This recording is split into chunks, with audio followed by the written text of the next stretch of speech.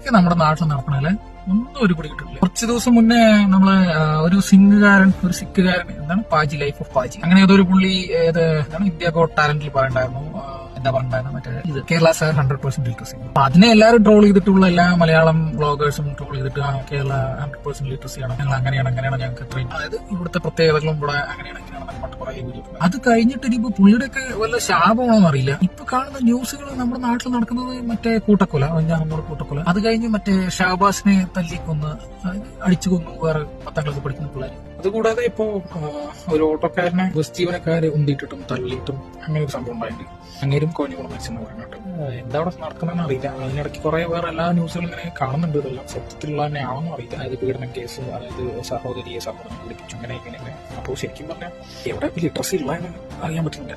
പറഞ്ഞ പുള്ളി life of Paaji പറഞ്ഞത് വളരെ ശരിയാണോ തോന്നുന്ന തെറ്റാണ്. നമ്മുടെ നാട് പൊയ്ക്കൊണ്ടിരിക്കുന്നത്. പറഞ്ഞ പ്രവാസിയായ നമുക്ക്, അല്ലെങ്കിൽ പ്രവാസിയായി എനിക്കൊക്കെ നാട്ടോട്ട് വരാൻ തന്നെ പേടിയാവും. അല്ലെങ്കിൽ നാട്ടിലുള്ള നമ്മുടെ അമ്മി, കുട്ടി, ഞങ്ങളും കുട്ടികളൊക്കെ സേഫ് തന്നെയാണോ, ഇങ്ങനെ പോയി കഴിഞ്ഞാൽ എന്താവുന്നോ അറിയില്ല.